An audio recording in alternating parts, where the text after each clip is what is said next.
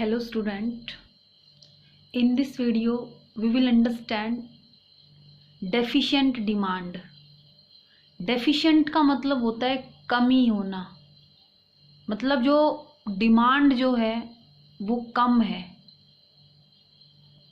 Deficient demand refers to the situation when aggregate demand is less than the aggregate supply. जो aggregate demand है वो aggregate supply से कम है, corresponding to full employment level of output in the economy. जो economy में full employment level पे demand होनी चाहिए उस लेवल से डिमांड कम है. The situation of deficient demand arises when planned aggregate expenditure falls short of aggregate supply at full employment level. क्या होता है, जो आपका जो प्लान एग्रीगेट एक्सपेंडिचर था वो एग्रीगेट सप्लाई से कम है, क्योंकि एग्रीगेट डिमांड ज़्यादा है और एग्रीगेट सप्लाई कम है. जो एग्रीगेट डिमांड का रिक्वायर्ड लेवल था उस लेवल से नीचे डिमांड है. ठीक है, तो जो हमारी रिक्वायर्ड एग्रीगेट डिमांड होनी चाहिए थी और जो हमारी एक्चुअल डिमांड है उन दोनों का जो डिफरेंस होता है ये जो होता है it gives rise to deflationary gap. ये क्या करता है, डिफ्लेशनरी गैप क्रिएट करता है. Deflationary gap is the gap by which actual aggregate demand falls short of aggregate demand required to establish full employment equilibrium.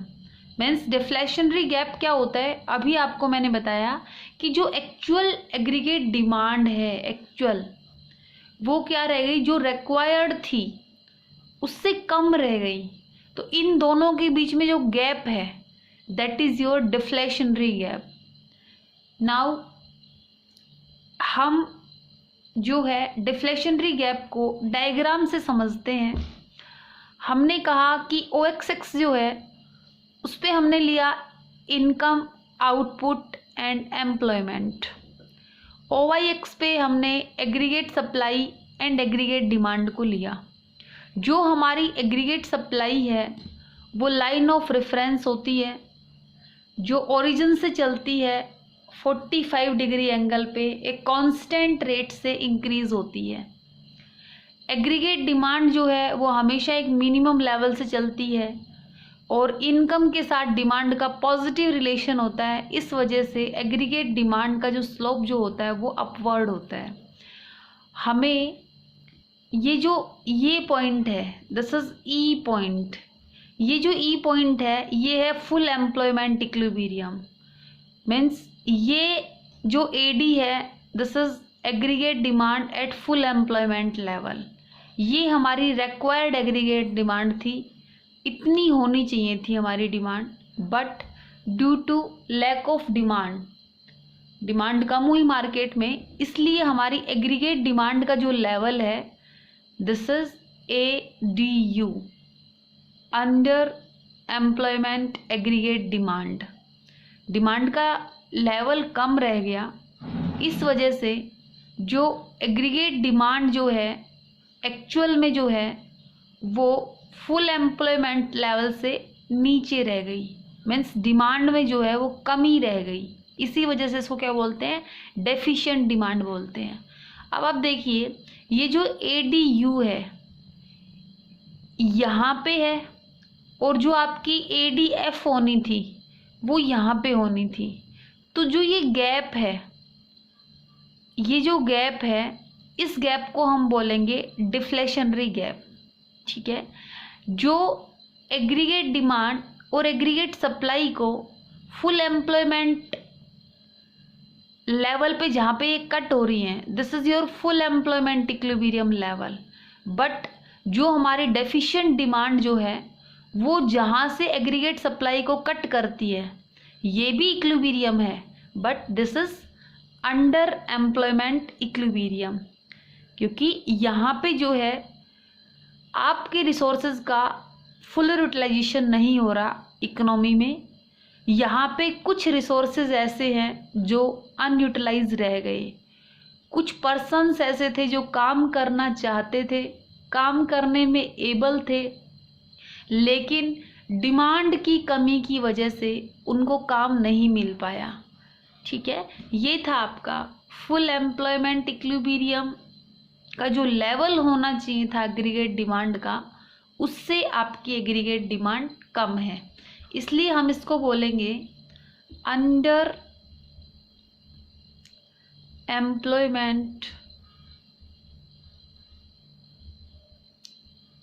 Equilibrium. This is at point F. इस point F पे जो economy equilibrium पे है, क्योंकि यहाँ पे aggregate supply is equal to aggregate demand हो गई, इसलिए इकोनॉमी इक्विलिब्रियम पे तो है, लेकिन this is under employment equilibrium situation. यहाँ पे अनएम्प्लॉयमेंट है। तो ये जो पॉइंट है बेटा, ये ध्यान में रखना है। It may be noted that during deficient demand equilibrium is determined at a level less than full employment equilibrium। जो आपका इक्विलिब्रियम डिटरमाइन हुआ है जब डेफिशिएंट डिमांड है, उस सिचुएशन में जो आपका इक्विलिब्रियम आपने डिटरमाइन किया है वो जो है फुल एम्प्लॉयमेंट इक्विलिब्रियम से कम है। It leads to under employment equilibrium. तो आप इसको क्या बोलेंगे? इसको आप बोलेंगे under employment equilibrium. In this situation there exist involuntary unemployment. यहाँ पे क्या होता है? इनवॉलेंट्री अनएम्प्लॉयमेंट होता है। ठीक है, इनवॉलेंट्री अनएम्प्लॉयमेंट क्या होता है? Involuntary unemployment refers to an unemployment in which all those people who are willing and able to work at the existing wage rate do not get work। जो लोग काम करना चाहते हैं और काम करने में एबल हैं, और जो भी मार्केट में वेज रेट प्रिवेलिंग है उस रेट पे वो काम करने के लिए रेडी हैं, लेकिन फिर भी उनको काम नहीं मिल पा रहा। This is the situation of under employment equilibrium. इस सिचुएशन में इनवॉलेंट्री एम्प्लॉयमेंट होता है, मीन्स लोग काम करना चाहते हैं लेकिन डिमांड की कमी की वजह से लोगों को काम नहीं मिल पा रहा है। ठीक है, अब हम पढ़ते हैं कि जो हमारा डेफिशिएंट डिमांड इकोनॉमी में हुई है उसके पीछे क्या क्या रीजंस हो सकते हैं। देखो बेटा, आप लोगों को जो यूनिट 3 है उसमें ये समझाया गया था कि जो हम एग्रीगेट डिमांड पढ़ रहे हैं उसमें हम 2 सेक्टर्स की बात कर रहे हैं, that is house hold and farms. ठीक है, लेकिन ये भी बताया गया था कि एग्रीगेट डिमांड के जो ब्रॉड कंपोनेंट हैं वो क्या क्या बताए गए थे आप लोगों को? आप लोगों को एक आ गया था aggregate demand is equal to C plus I plus G plus X minus M.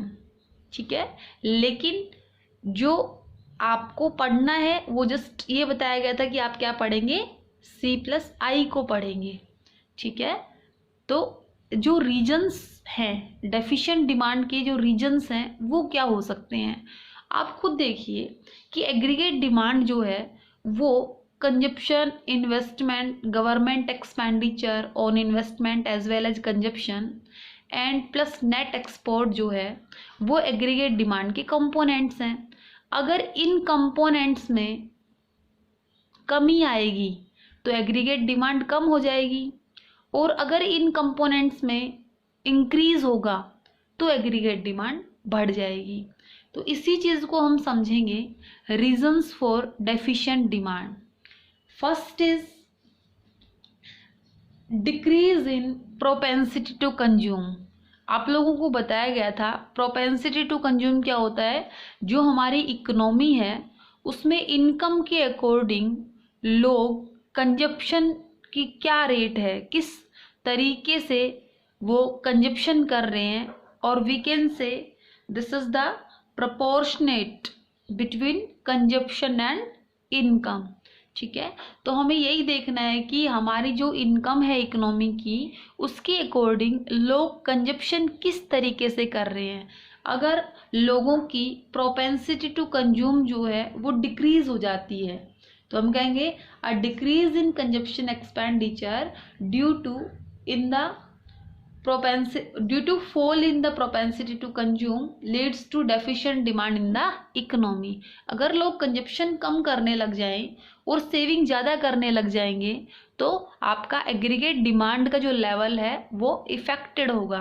ठीक है, तो अगर आपकी डिमांड कम होगी तो जितना आपकी डिमांड का रिक्वायर्ड लेवल है वो उससे कम जाएगी। ठीक है, नेक्स्ट पॉइंट है बेटा आपका इंक्रीज इन टैक्सेस। टैक्सेस क्या होते हैं? टैक्सेस जो है कंपलसरी पेमेंट है। अगर टैक्सेस को बढ़ा दिया जाएगा तो लोगों की डिस्पोजेबल इनकम जो है वो कम हो जाएगी।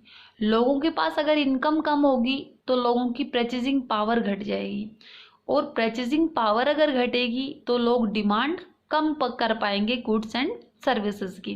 तो यही हमें समझना है। अगर टैक्सेस में इंक्रीज हो जाए तो हम कहेंगे एग्रीगेट डिमांड में also fall due to imposition of higher taxes. It leads to decrease in disposable income and as a result the economy suffers from deficient demand. क्योंकि लोगों की डिस्पोजेबल इनकम कम हो गई, इस वजह से लोगों का जो डिमांड का रिक्वायर्ड लेवल है उससे वो डिमांड कम करेंगे। नेक्स्ट है बेटा decrease in government expenditure. Government क्या करती है? गवर्नमेंट कंजप्शन पे और इन्वेस्टमेंट पे दोनों पे एक्सपेंडिचर करती है। जब गवर्नमेंट रोड बना रही है, इंफ्रा को डेवलप कर रही है, तो हम क्या कहेंगे? गवर्नमेंट इन्वेस्टमेंट एक्सपेंडिचर कर रही है।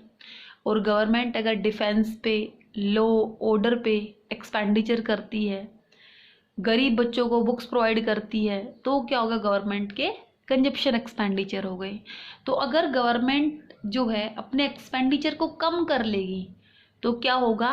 क्योंकि government expenditure is also the component of aggregate demand. If there is decrease in government expenditure this will effect the level of aggregate demand. ठीक है, तो when government reduce its demand for goods and services due to fall in public expenditure, it leads to deficient demand। अगर government public expenditure कम करती है, इस वजह से goods and services की डिमांड गवर्नमेंट ने कम की, तो आपका एग्रीगेट डिमांड का लेवल प्रभावित होगा।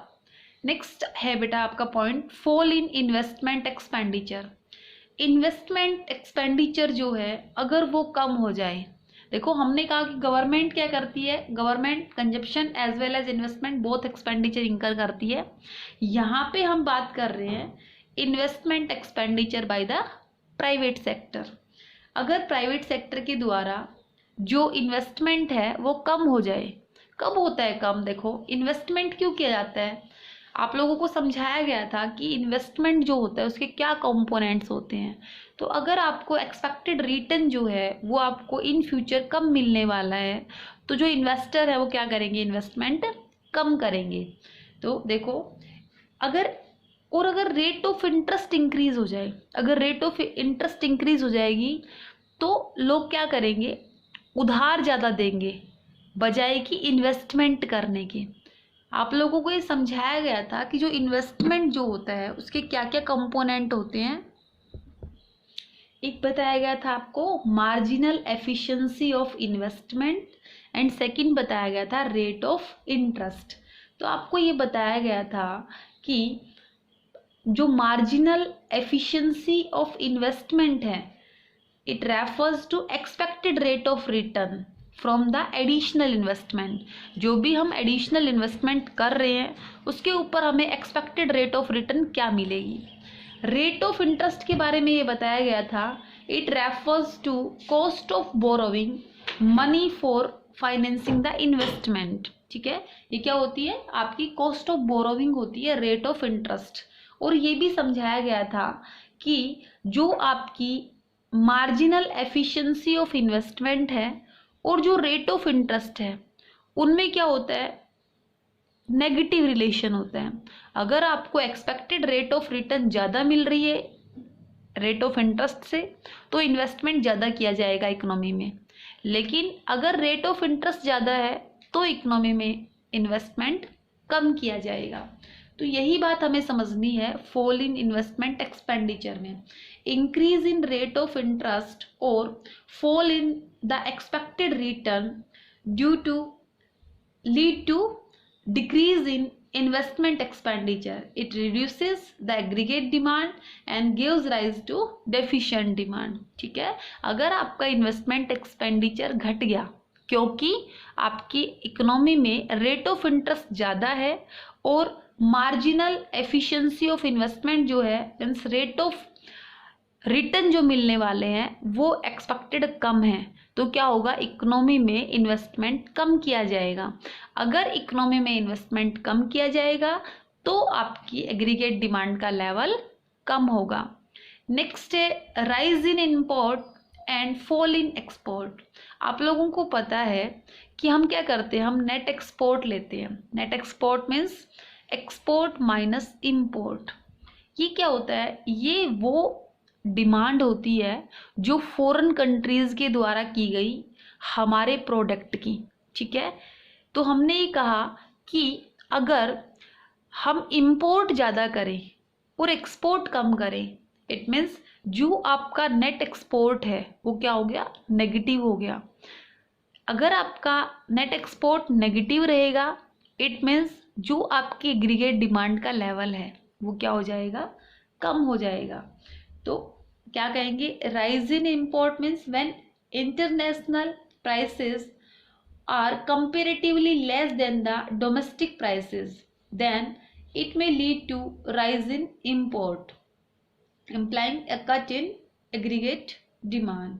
ठीक है, अगर आपके इंटरनेशनल प्राइसेस जो हैं वो कंपेरेटिवली कम हैं डोमेस्टिक प्राइसेस से, तो क्या होगा, जो हमारे देश के लोग हैं वो क्या करेंगे, इंपोर्ट करेंगे बजाय कि डोमेस्टिक प्रोडक्ट को परचेज करने के। एंड फॉल इन एक्सपोर्ट का मतलब होता है एक्सपोर्ट में due to comparatively higher prices of domestic goods और due to increase in exchange rate of domestic currency, this will lead to deficient demand. और आपके एक्सपोर्ट जो है वो क्या हो गए, फॉल हो गए। अब ये एक्सपोर्ट फॉल क्यों हुए होंगे, एक्सपोर्ट फॉल होने का एक तो कारण ये रहा होगा क्योंकि जो हमारा डोमेस्टिक गुड है उसकी प्राइसेस ज़्यादा रही होंगी कंपेरेटिवली, या फिर ये हो सकता है कि जो हमारी डोमेस्टिक करेंसी है वो फॉरेन करेंसी के कंपैरिजन में हमारी डोमेस्टिक करेंसी की वैल्यू बढ़ गई, इस वजह से उनके लिए हमारे देश से एक्सपोर्ट करना अब एक्सपेंसिव हो गया। इस वजह से क्या हुआ, एक्सपोर्ट जो है वो कम हो गए। तो बेटा ये सब रीज़न थे आपके डेफिशिएंट डिमांड होने के। ठीक है, तो आपने क्या पढ़ा, एक तो प्रोपेंसिटी टू कंज्यूम का घट जाना, तो कंजप्शन कम हो जाएगा। टैक्स अगर ज़्यादा लग जाएंगे तो लोगों की डिस्पोजेबल इनकम कम हो जाएगी, जिस वजह से लोगों की परचेजिंग पावर घटेगी, और परचेजिंग पावर की घटने से जो डिमांड का लेवल है वो कम हो जाएगा। अगर गवर्नमेंट एक्सपेंडिचर कम करेगी तो भी एग्रीगेट डिमांड का लेवल कम हो जाएगा। इन्वेस्टमेंट एक्सपेंडिचर अगर कम हो जाए तो इन्वेस्टमेंट एक्सपेंडिचर को इफेक्ट करने वाले कंपोनेंट्स को हमें पढ़ना है कि मार्केट में एक्सपेक्टेड रेट ऑफ रिटर्न कितनी है और रेट ऑफ इंटरेस्ट कितना है। अगर रेट ऑफ रिटर्न जो है वो कम है और रेट ऑफ इंटरेस्ट ज़्यादा है तो क्या होगा, इकोनॉमी में आपके इन्वेस्टमेंट एक्सपेंडिचर कम हो जाएंगे। ठीक है, और जो आपका नेट एक्सपोर्ट है मीन्स एक्सपोर्ट माइनस इंपोर्ट जो है वो क्या हो जाए, नेट एक्सपोर्ट जो है वो कम हो जाए। मीन्स हमारे देश में हम जो है एक्सपोर्ट कम करते हैं और अगर इंपोर्ट ज़्यादा करते हैं तो हमारी एग्रीगेट डिमांड का लेवल कम हो जाएगा, जितना हम रिक्वायर्ड हमारी इकोनॉमी में है ताकि हम फुल एम्प्लॉयमेंट को एस्टेब्लिश कर सकें, इक्विलिब्रियम को, तो वो हम अचीव नहीं कर पाएंगे। नेक्स्ट बेटा, अगर ये सिचुएशन अगर होती है डेफिशिएंट डिमांड की, तो इसके क्या इम्पैक्ट होंगे, इसके क्या इम्पैक्ट होंगे, किन किन कंसेप्ट्स को हमें पढ़ना है। क्योंकि अगर हमें डेफिशिएंट डिमांड का पता चल गया कि डेफिशिएंट डिमांड ये होती है और इसके क्या क्या रीजंस होते हैं, तो सीधी सी बात है कि हमें पता भी होना चाहिए कि उसके क्या इम्पैक्ट होंगे। देखो, सबसे पहले देखो इफेक्ट ऑन आउटपुट। सबसे पहले आउटपुट के ऊपर क्या इफेक्ट होगा ये हमें समझना है। देखिए, excess demand, sorry deficient demand की हम बात कर रहे हैं। डेफिशिएंट डिमांड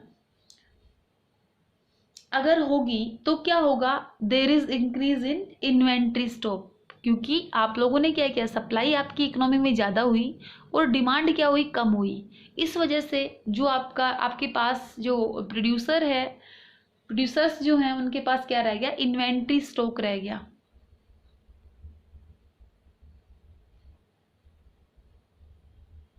इन्वेंट्री स्टॉक अगर रह गया तो क्या होगा, it will force the firms to plan for lesser production for the subsequent period. जो नेक्स्ट पीरियड जो आने वाला है उसमें क्या होगा, प्रोड्यूसर प्लान करेगा कि वो प्रोडक्शन क्या करे, कम करे। As a result planned output will fall. इस वजह से क्या होगा, डेफिशिएंट डिमांड की सिचुएशन में जो आपका प्लान्ड आउटपुट है वो कम हो जाएगा। क्योंकि लेट्स सपोज एक प्रोड्यूसर ने 1000 यूनिट प्रोड्यूस की, लेकिन आपकी इकोनॉमी में डिमांड कम हुई। इसका मतलब आपकी इकोनॉमी में लेट्स सपोज 700 यूनिट्स की डिमांड की गई। इसका मतलब 300 यूनिट्स जो हैं वो आपका इन्वेंट्री स्टॉक रह गया। ठीक है, तो 300 रुपीज़ आपका इन्वेंट्री स्टॉक रह गया। इस वजह से प्रोड्यूसर क्या करेगा, अपने प्रोडक्शन प्लान को कट करेगा। तो आपका जो प्लान्ड आउटपुट जो होगा वो डेफिशिएंट डिमांड की सिचुएशन में कम होगा। नेक्स्ट आता है आपका effect on employment. Effect on employment में आपको ये पढ़ना है, deficient demand causes involuntary unemployment in the economy due to fall in planned output.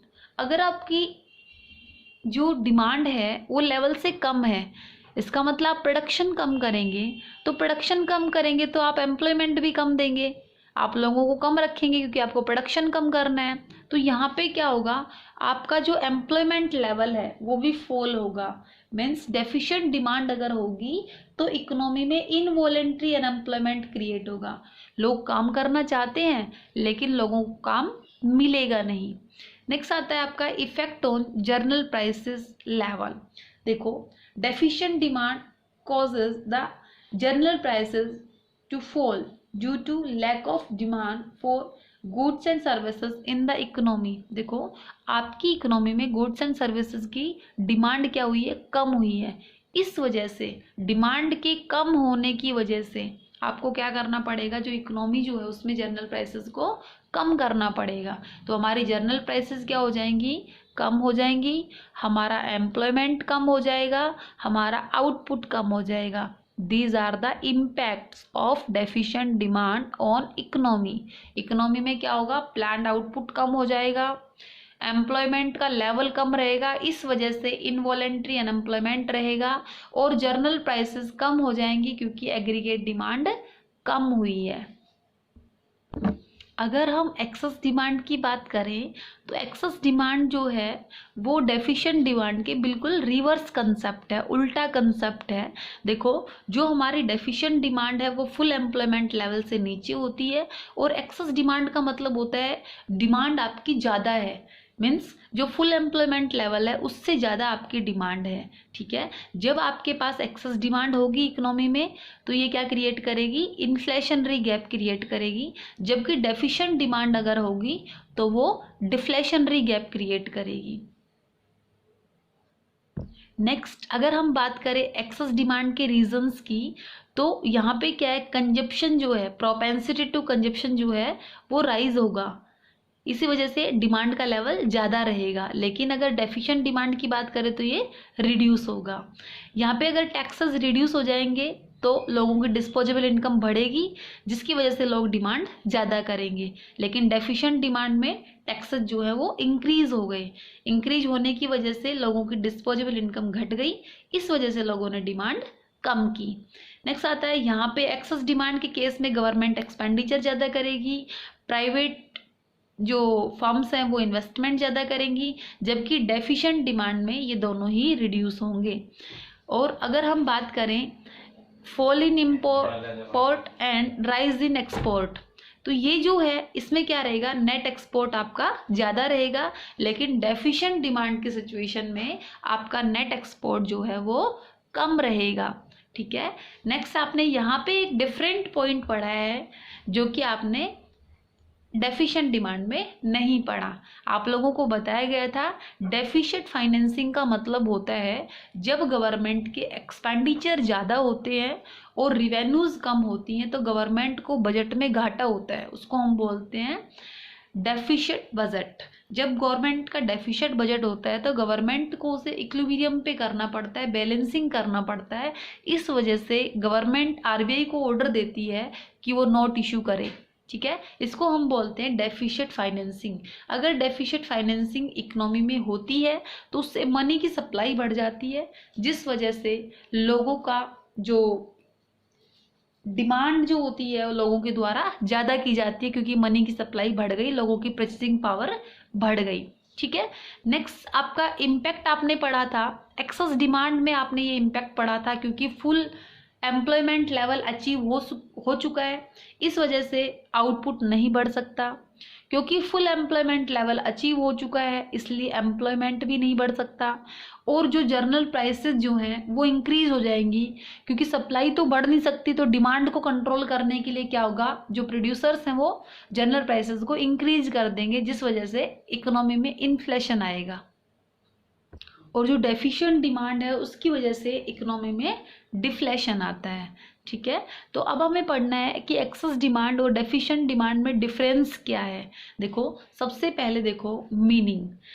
Excess demand क्या होती है, it refers to the situation when aggregate demand is more than aggregate supply corresponding to full employment level in the economy.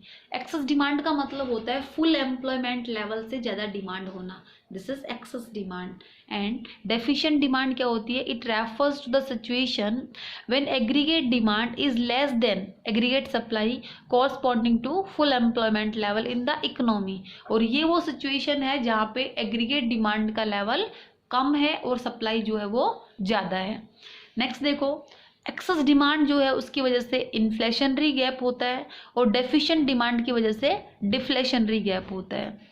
Excess demand जो है वो कौन सा equilibrium को indicate करती है, ओवर फुल एम्प्लॉयमेंट इक्विलिब्रियम को इंडिकेट करती है, जबकि deficient demand under employment equilibrium को इंडिकेट करती है। नेक्स्ट अगर हम एक्सेस डिमांड की बात करें तो ये क्यों है, क्योंकि कंजप्शन एक्सपेंडिचर और इन्वेस्टमेंट एक्सपेंडिचर इंक्रीज हो गए, अगर हम टू सेक्टर इकोनॉमी की बात करें तो। ठीक है। और अगर डेफिशिएंट डिमांड की बात करें तो मीन्स जो आपका कंजप्शन एक्सपेंडिचर है और इन्वेस्टमेंट एक्सपेंडिचर है वो कम हो गई, उनमें क्या हो गया, कमी आ गई, इस वजह से डिमांड भी कम रह गई। नेक्स्ट आता है अगर एक्सेस डिमांड के केस में जो आपका आउटपुट है और एम्प्लॉयमेंट है वो इफेक्ट नहीं होगा, क्योंकि आप ऑलरेडी फुल एम्प्लॉयमेंट लेवल पे हैं। डेफिशिएंट डिमांड के केस में आपका आउटपुट और एम्प्लॉयमेंट जो है वो दोनों कम हो जाएंगे। एक्सेस डिमांड के केस में इन्फ्लेशन आता है, इसी वजह से जो जर्नल प्राइसेस जो हैं वो बढ़ जाती हैं, और डिफ्लेशन के केस में आपकी जर्नल प्राइसेस डिक्रीज हो जाती हैं। तो लास्ट में हमें यही पढ़ना है, it is clear from the discussion that both the situation of excess and deficient demand are harmful for the growth of the economy. ये दोनों ही सिचुएशन ऐसी हैं जो इकोनॉमी के लिए हार्मफुल हैं। दे hamper the economic growth by the giving rise in trade cycle. जो trade cycle होते हैं उनको ये राइज करती हैं, जिस वजह से ये इम्पोर्टेंट हो जाता है कि हमें एक्सेस डिमांड और डेफिशिएंट डिमांड को कंट्रोल करने के मेजर्स को सीखना पड़ेगा, ताकि हमें पता चले कि इकोनॉमी में अगर एक्सेस डिमांड है या फिर डेफिशिएंट डिमांड है तो उसको हम कैसे कंट्रोल करें। तो नेक्स्ट हमारा टॉपिक यही रहेगा बेटे, measures to control excess demand and deficient demand. Trade cycle क्या होता है? देखो, ट्रेड साइकिल का मतलब होता है कि एक बार क्या होती है, इकोनॉमी बूम पे जाती है, आफ्टर दैट रिसेशन आ जाता है, डिप्रेशन आ जाता है, फिर रिकवरी करती है और फिर बूम पे जाती है। ये जो है, ये सिचुएशन जो है ए से लेके पी तक, दिस इज फुल एम्प्लॉयमेंट। ठीक है, अगर इकोनॉमी बूम पे रहेगी तो ओवर एम्प्लॉयमेंट, अगर इकोनॉमी डिप्रेशन पे आ गई तो अंडर एम्प्लॉयमेंट, फिर वो रिकवर करेगी, फिर वो बूम पे जाएगी। ये जो ट्रेड साइकिल है, इसी वजह से इकोनॉमी में क्या होती है, डिफरेंट डिफरेंट इक्विलिब्रियम सिचुएशन होती है, जिसमें हमने पढ़ा over full employment and under employment. ये जो चीज़ है ये आपके पावर बूस्टर में है, इसके बारे में हम और डिटेल से बात करेंगे नेक्स्ट वीडियो में। अभी जो आज तक हमने पढ़ा है, जस्ट हमने यही पढ़ा है कि जो हमारी एक्सेस डिमांड है, डेफिशिएंट डिमांड है, वो क्या होती है, उनके क्या क्या रीजंस हैं और उनके क्या क्या इम्पैक्ट होते हैं इकोनॉमी में, और उन दोनों का डिफरेंस। ठीक है, आज के लिए इतना ही। आप प्रॉपरली अपने नोट्स मेंटेन करेंगे और यहाँ तक आपका टॉपिक जो है वो सारे कंसेप्ट आपको क्लियर होने चाहिए। Thank you for watching.